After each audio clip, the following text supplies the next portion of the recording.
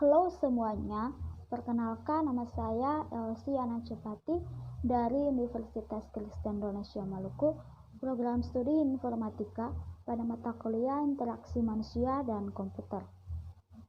Di sini saya akan menjelaskan tentang tahap awal perancangan tampilan antarmuka pengguna, use case, dan activity diagram. Poin-poin yang akan kita bahas yang pertama, user persona, analisa kompetitif, ketiga storyboard, keempat use case diagram, dan yang terakhir activity diagram. Kita masuk yang pertama dan kedua, user persona dan analisis kompetitif. Persona pengguna adalah sebuah karakter fiktif yang mewakili target pengguna dari produk yang akan kamu buat. User persona fokus pada data personal sebuah karakter seperti data demografi, sikap atau tingkah laku, motivasi, pengaruh, tujuan, dan kesulitan. Kasarnya seperti mengarang biodata seseorang. Yang berikut analisis kompetitif. Analisis kompetitif adalah proses pengidentifikasi, desain, dan menganalisis strategi bisnis mereka untuk menentukan kekuatan dan kelemahan mereka relatif terhadap bisnis atau penawaran Anda. Yang ketiga, storyboard. Menurut Joybal Enterprise dalam buku 30 bisnis berbasis ide bagi siapapun pada tahun 2010, secara sederhana storyboard adalah papan cerita. Namun dalam arti luas, storyboard adalah rangkaian sketsa gambar yang digunakan untuk menggambarkan alur cerita. Dilansir dari Merriam-Webster, storyboard merupakan sketsa yang disusun secara berurutan, menggambarkan perubahan penting dari adegan dan aksi dalam pengambilan gambar.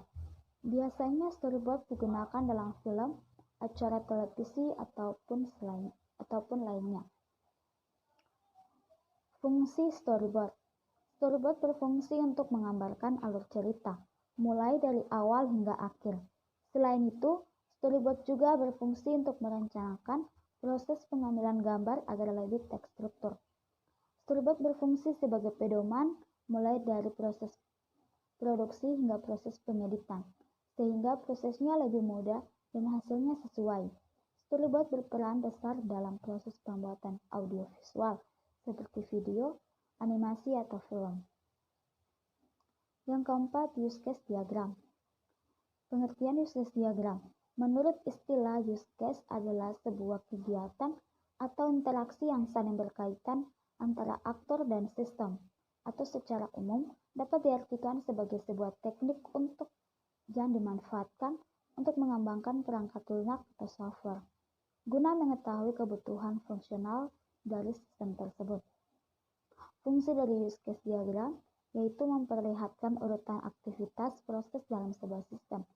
Fungsi yang pertama mampu memperkenalkan fase awal setiap kegiatan proses dalam sistem yang dikembangkan. Hal tersebut dapat memudahkan pengembangan dalam menentukan kebutuhan yang sesuai dengan perangkat lunak dan pengguna. Yang berikut menggambarkan business proses. Dalam sistem kedua, use case mampu menggambarkan urutan proses bisnis secara lebih jelas dan transparan untuk mencegah terjadinya kesalahan pada sistem yang akan dibangun. Komponen use case diagram. Di sini ada komponen use case diagram. Yang pertama, nama, yang kedua, dependency, ketiga, generalization, keempat, include, kelima, extend, keenam, association, system use case, dan collaboration, dan node. Di sini teman-teman bisa melihat komponen use case diagram. Yang kelima, activity diagram. Activity diagram adalah dalam bahasa Indonesia diagram aktivitas, yaitu diagram yang dapat memodelkan proses-proses yang terjadi pada sebuah sistem. Urutan proses dari suatu sistem digambarkan secara vertikal. Activity diagram merupakan pengembangan dari use case yang memiliki alur aktivitas. Di sini ada komponen dari activity diagram.